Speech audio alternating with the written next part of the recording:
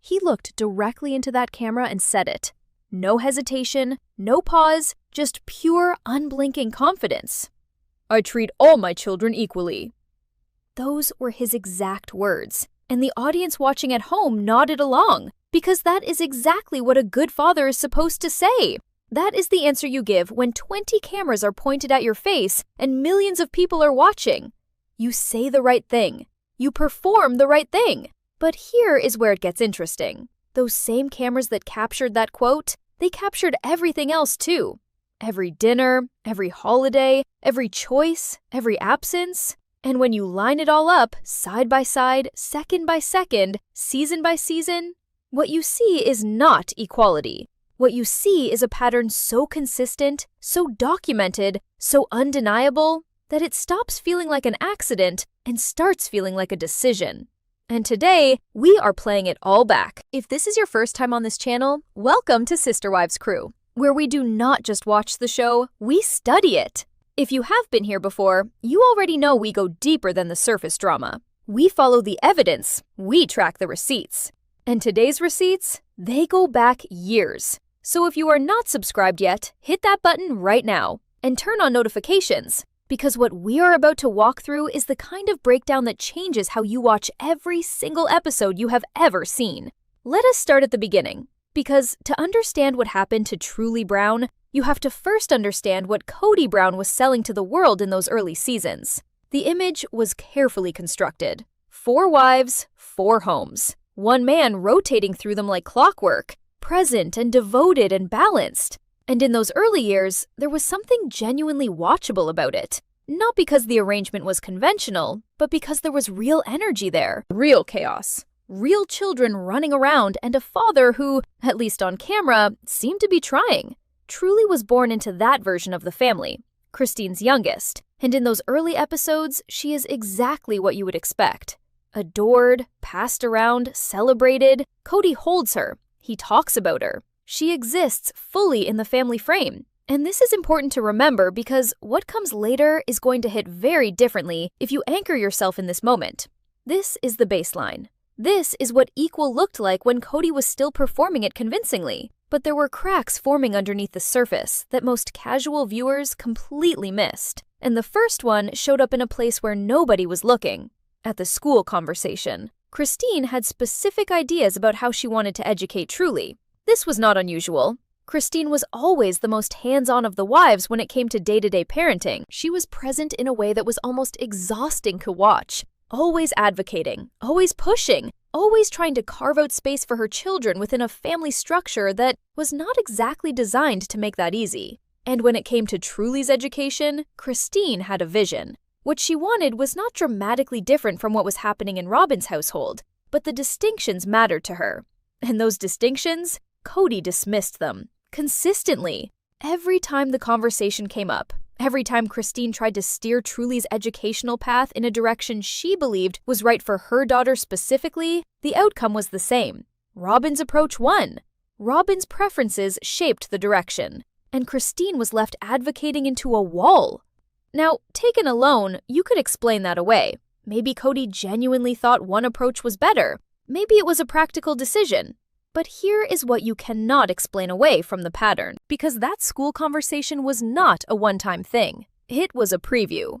Let us talk about screen time. And I do not mean camera time on the show. I mean the documented, fan-analyzed breakdown of how much actual time Kody spent physically present with Solomon and Ariella, Robyn's 2 youngest children, versus how much time he spent with Truly across the same seasons. This is something the SisterWives audience has tracked obsessively. And when you look at the data, and there is genuine data here, episode timestamps, scene counts, Kody's own confessional admissions, the disparity is not subtle. It grows. Year over year, the gap between the time Kody invested in Robyn's children and the time he gave to Truly gets wider. Not because Truly became less visible on the show, she was always there in the background, but because Kody stopped showing up in her story. Think about that for a moment. A child who was once centered in her father's world, slowly becoming peripheral, not because of anything she did, not because of any conflict, just because the gravitational pull of one household became stronger than his connection to another. And nowhere is that more visible than Christmas. Multiple seasons of Sister Wives documented the holiday traditions of this family. And if you go back and watch those Christmas episodes with fresh eyes, not as entertainment, but as evidence, what you see is a slow, deliberate centralization. Robyn's home became the hub, the main event, the place where the real celebration happened. And Truly's Christmases with Kody, they became smaller, quieter, more perfunctory. There is one year in particular, and the details of it circulate constantly in the Sister Wives fan community, where Kody's presence in Christine's home during the holidays was so minimal that it barely registered. A stop, an appearance, not a celebration. Not a father being present for his youngest daughter's Christmas morning. A visit, brief enough that it almost did not count. And Kody called this balance. Now, here is where we get to the part of this story that genuinely stopped me when I first put it all together. Because Kody had a justification. He always had a justification. And the one he returned to most often when it came to spending more time with Robyn's children was some version of this idea that Solomon and Ariella needed him more, that Robyn's household required more of his presence, that there was a need there that justified the imbalance. And here is why that justification is not just wrong, it is completely backwards. Solomon and Ariella Brown are Robyn's biological children, but they are not Kody Brown's biological children. Robyn was previously married to David Jessup. Solomon and Ariella have a biological father, a man who existed in their lives before Kody did.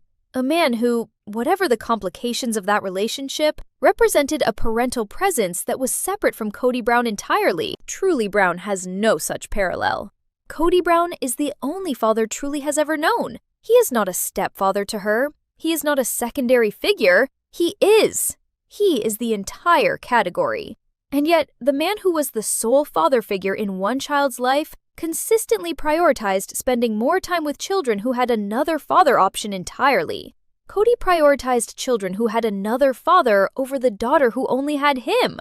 I need you to sit with that for a second, because that is not a small thing. That is not a side note in this story. That is the center of it. That is the thing that, once you see it, you cannot unsee. And Christine saw it. She saw it early, and she said it out loud. And that is where things get genuinely infuriating. Because Christine tried. She raised it on camera. Directly. Clearly. She named the disparity. She pointed at the pattern. She asked the questions that needed to be asked. And what happened? Kody dismissed it.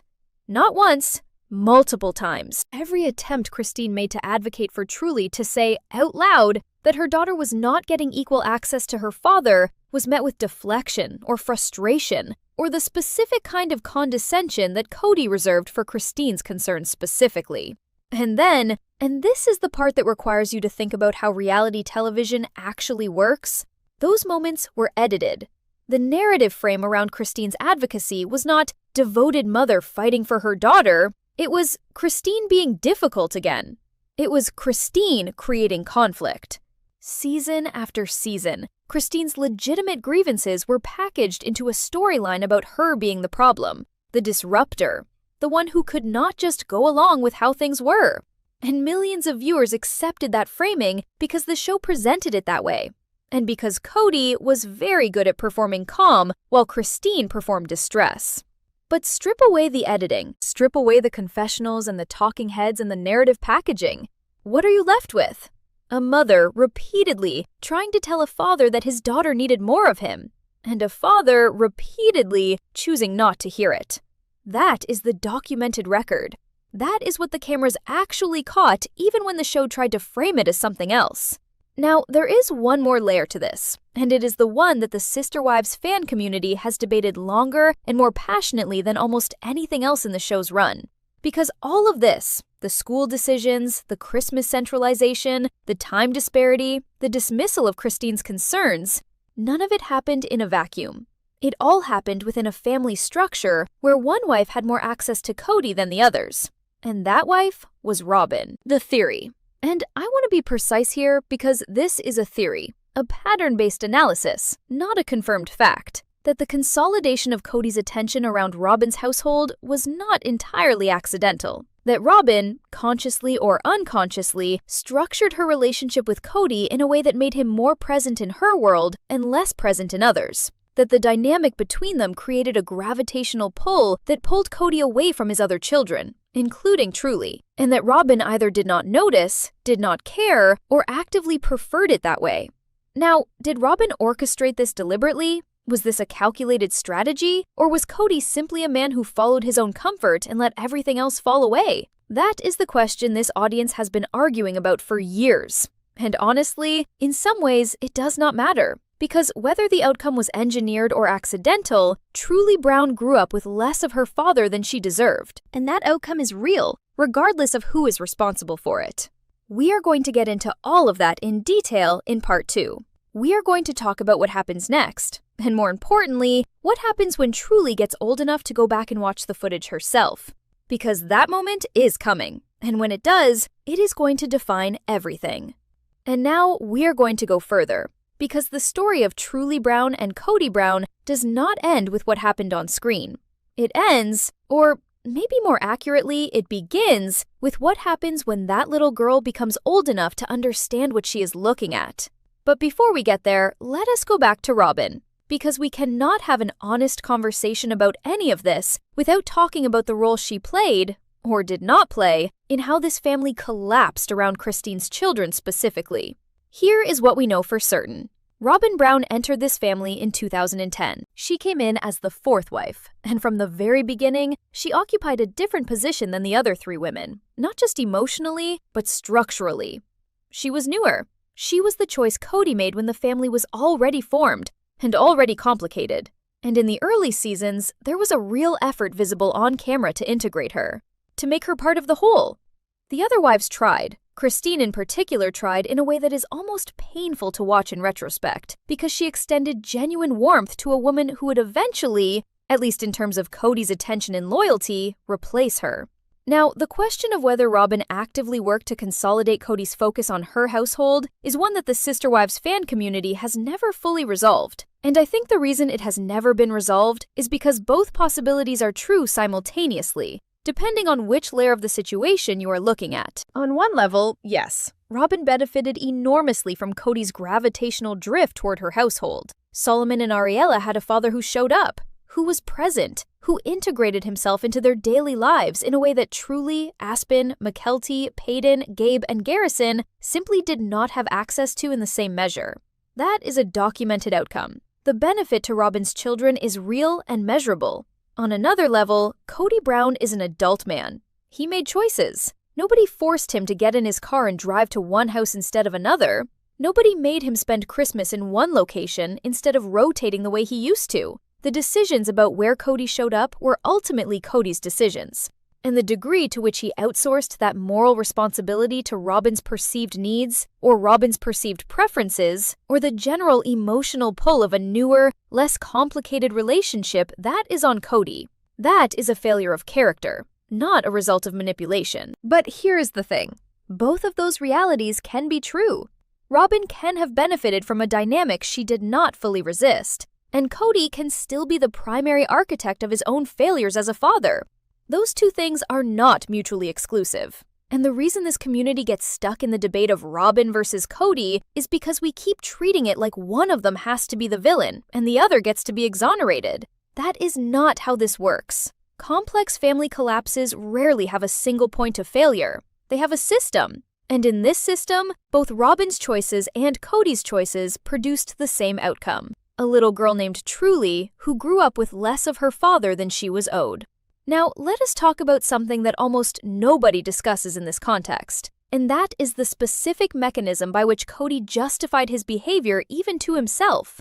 Because Kody Brown is not a man who lacks self-awareness entirely. He has moments of genuine reflection on camera. He has said things that suggested, at certain points, that he understood he was failing some of his children. But those moments of reflection were always quickly followed by a reframe, a way of restructuring the narrative so that his failures became the fault of the situation, or the fault of his wives, or the fault of the plural marriage structure itself, rather than the fault of his own choices. The "they need me more" framing we talked about earlier is a perfect example of this. It is a beautiful piece of self-justifying logic. If you tell yourself that the reason you spend more time with certain children is because they need you more, you get to keep your identity as a caring, responsive father while simultaneously neglecting other children. You are not choosing favorites. You are just responding to need. You are being reactive, not selective. And that framing is so effective precisely because it is impossible to argue against at the moment. How do you tell someone their reasoning about what a child needs is wrong?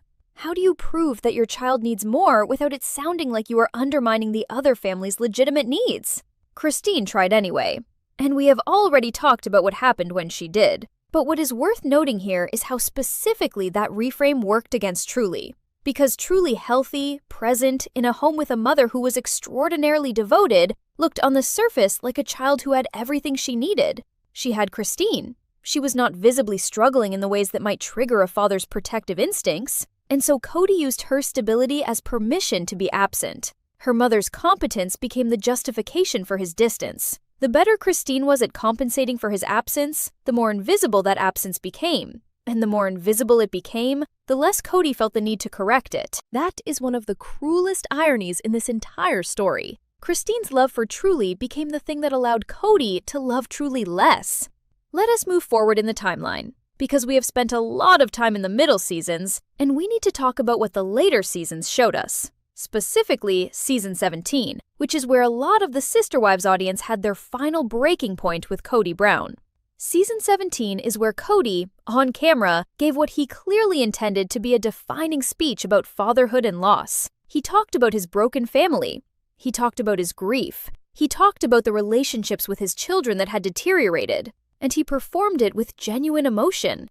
You could see that he felt something real in that moment. The pain was not entirely manufactured. But here is what was conspicuous. What was so loudly absent from that speech that it became its own kind of statement. He did not mention Truly by name. He talked around her. He described a family fracturing, children becoming distant, the loss of something he could not get back, and the child who was most directly impacted by his favoritism. The one who had only him, the one who never had a backup father, was not specifically named as someone he was grieving.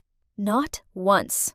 And if you are a casual viewer, you might have missed that. It is easy to miss. The speech was emotional and general enough that you could assume she was included in the sentiment without being named. But when you are paying attention, when you have done the homework we have done in this video, her absence from that speech is not a small omission. It is a window. It tells you something about how Kody Brown internally categorized his children, even in the moments when he was trying his hardest to appear like a man who loved all of them equally. Because the children Kody named, the relationships he specifically mourned, the losses he articulated with the most specificity, they were the ones that had already become public. The conflicts with his older sons, the falling out with Janelle's kids, those were already part of the public narrative of the show.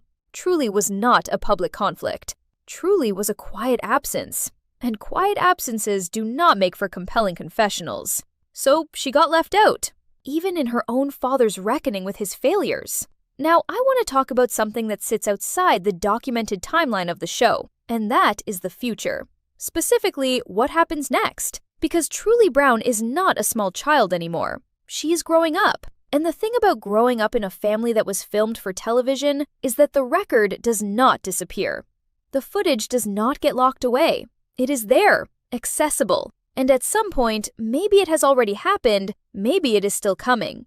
Truly Brown is going to sit down and watch this show as someone old enough to understand what she is actually seeing. She is going to watch the Christmas episodes. She is going to see how her holidays compared to what was happening in another household. She is going to watch her mother raise concerns about Kody's presence in her life, and she is going to watch those concerns get dismissed and reframed and edited into a storyline about Christine being difficult. She is going to watch Season 17. She is going to hear her father grieve a broken family in a speech that does not include her name, and she is going to have to process all of that not as a viewer, not as a fan, but as the person it was actually about. That moment, whenever it comes, is not a small thing. That moment is potentially the defining event in her relationship with her father, because children can forgive a lot. Children are remarkably resilient when it comes to imperfect parents, but there is a specific kind of wound that comes from watching recorded evidence of your own erasure. From seeing, in undeniable footage, that you were not as present in your father's world as you believed you were. Or worse, confirmation of something you always suspected but could never quite prove. Truly is going to have receipts, and those receipts are going to be in 1080p. And here's what is hard about this from Kody's side. There is no undoing a filmed record. You cannot have a conversation that revises the footage. You cannot explain away a missing name in a speech that the entire world has already seen.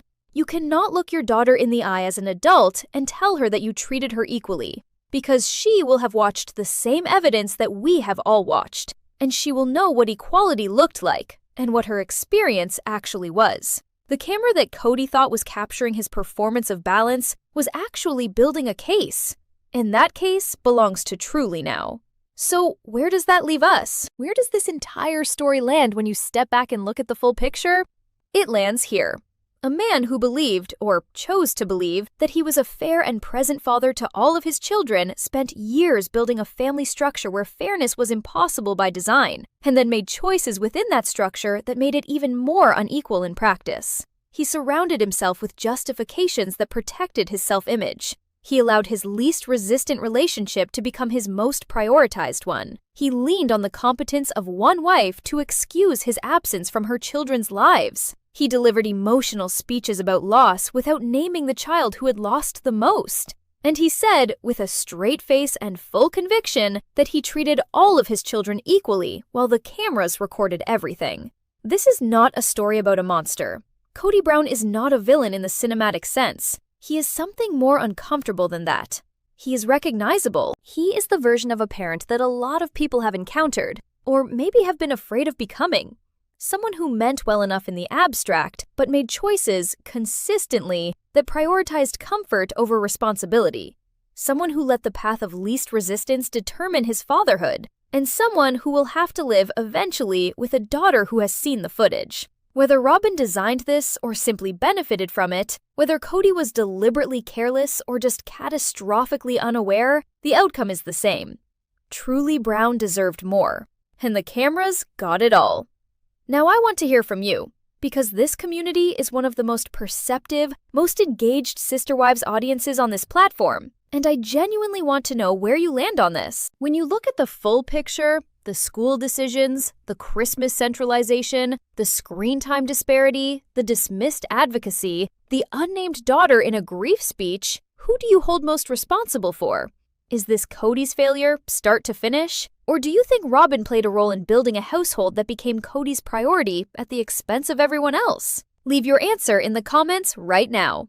One word, Robyn or Kody? I'm going to read every single one of them, and in an upcoming video, I'm going to respond to the most interesting takes in this community directly. Because this is not a conversation that ends here. This is a conversation that this fandom has been building toward for years. And I think we are finally at the point where we can have it honestly. If this video gave you something to think about, if it changed the way you are going to watch this show going forward, hit the like button. It takes 2 seconds, and it genuinely helps this channel reach more people who deserve to see this kind of analysis. And if you are not subscribed yet, do it now, because what is coming on this channel next, we are going somewhere that most Sister Wives content has never gone. We are going to look at a dynamic that has been hiding in plain sight since season 1. And when we lay it out the way we are going to lay it out, it is going to reframe everything you thought you understood about this family. Not next week, soon. And you are going to want to be here for it. The cameras caught everything. They always do. The question is whether we are willing to look.